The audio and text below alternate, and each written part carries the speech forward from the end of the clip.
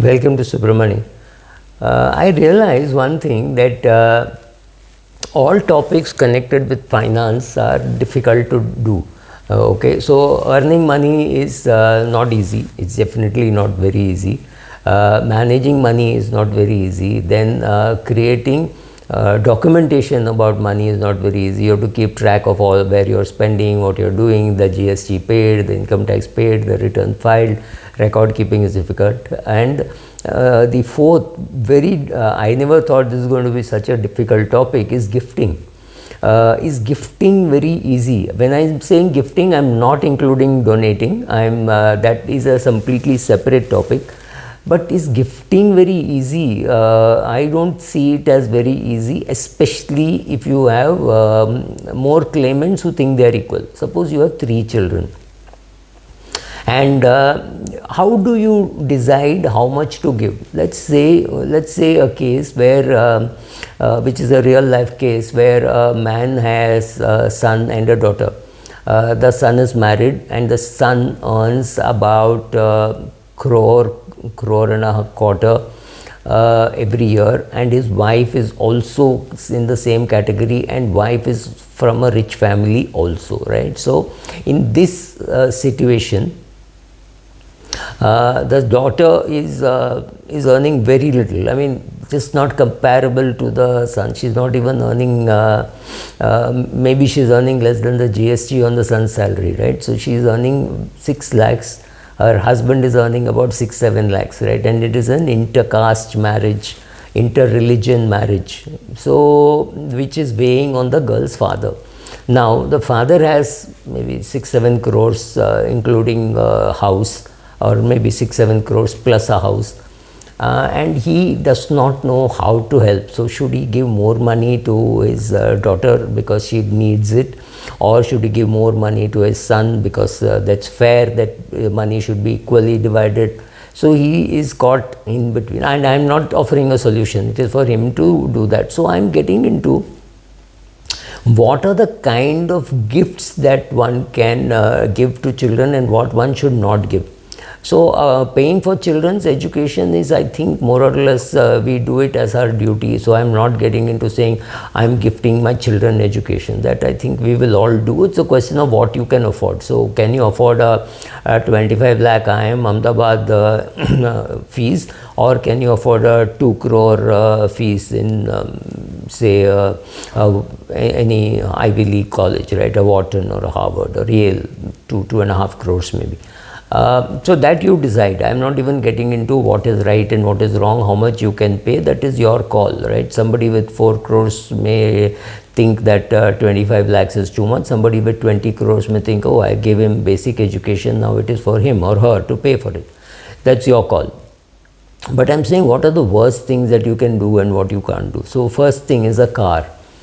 Should you gift your children a car or your child a car? I don't know. Assuming that you have 2 children, then you have to give both of them more or less same stuff. Make sure that you're giving more or less the same stuff, and you're talking to them while giving, so that they know why you're doing this. Or you say, look, I have a 10 lakh rupee budget for your car and I can spare 10 lakhs for each of you. You decide what you want to do. If you buy a car, I'll pay for it. If you don't buy a car, I'll pay for something else. So you want to buy something else, you want to buy a bigger house, my contribution is going to be 10 lakhs. You want to buy a better car, my contribution is going to be 10 lakhs. What do you do with that money doesn't matter. You want to go on a vacation, I'm fine by that, I'll give you 10 lakhs. That is a much better way of saying. Of course, you have a single kid, then it doesn't really matter what you do with your money, because you don't have to justify to anybody else. Even to your child, you don't have to justify why you're giving more donation and less gifts.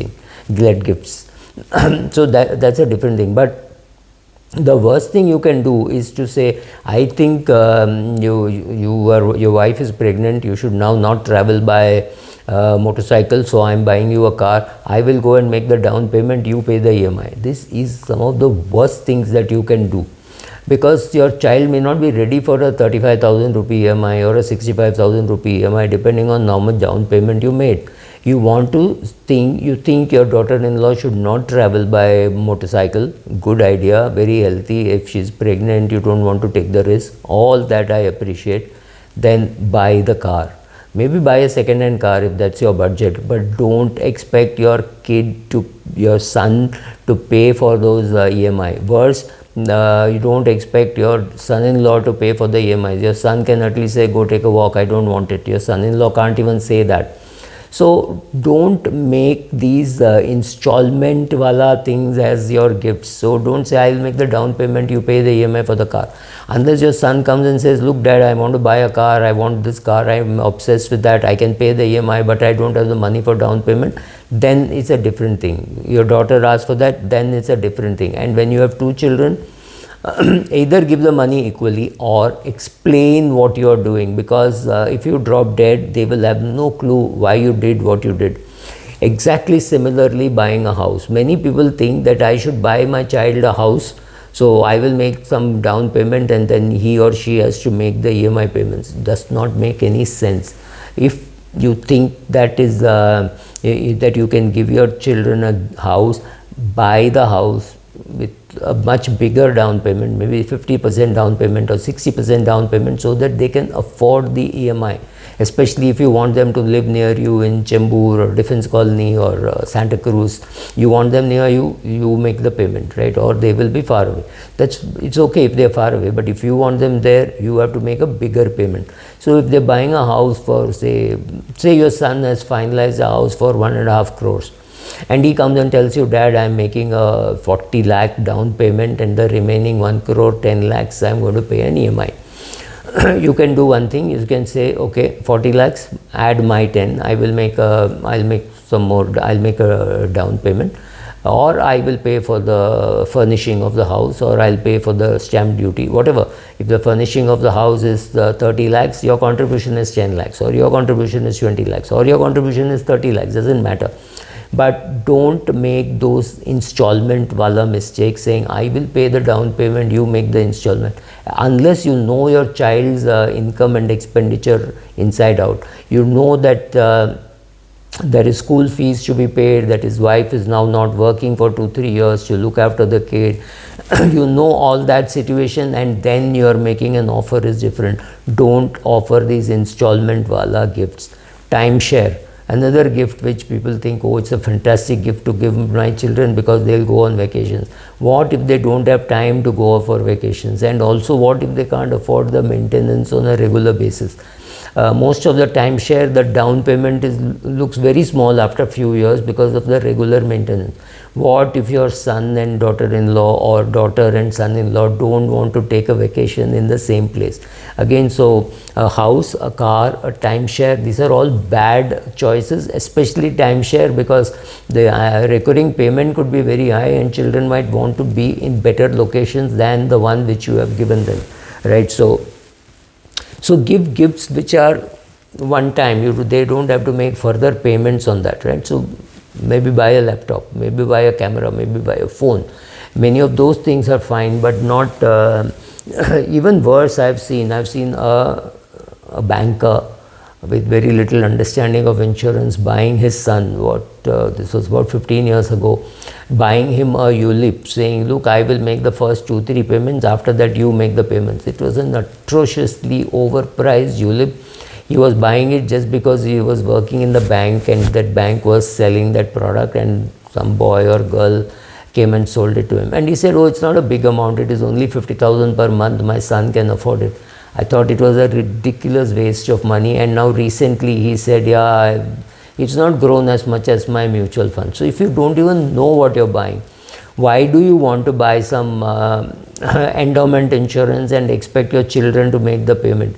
You bought it, you didn't understand, you got conned, that's fine. Why are you pushing a 50,000 per month payment on your kid who may not even want that, right? So of course they can make it wholly paid up, that's a different thing, but this is again a disastrous gift to give to your children, and it is very commonly given, right?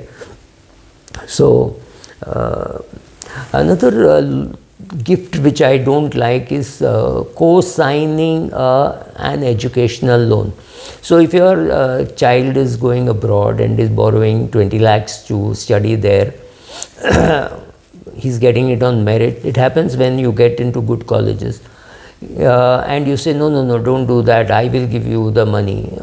It's fine if you have the money and you want to give, but don't co-sign a loan, right? Co-signing a loan is not a great idea, because what happens, and you know your child, I don't know whether your child is responsible, it is your call. I have seen children who are very, very irresponsible. They did I know this boy who did a pilot course. He was not getting jobs. Then he did ACS or company secretary course. Then he did MBA. And now he says he wants to do digital marketing. At the age of 28, he has not earned a rupee, right? So giving something to such kids makes no sense, because that is just, they think it is your duty to give. It should not be like that. You should be giving it yourself. So if your child is taking a loan to study, don't co-sign. Just say, okay, go ahead and take, because he or she will be more responsible for the loan which is in their name and which they have taken.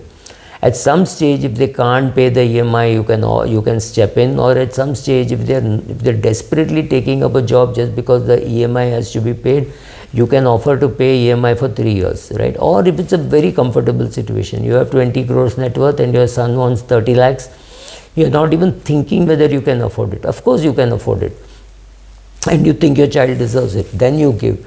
But don't co-sign and say, oh, my son is now dropped out of the course, he's not paying the EMI and I have to pay the EMI.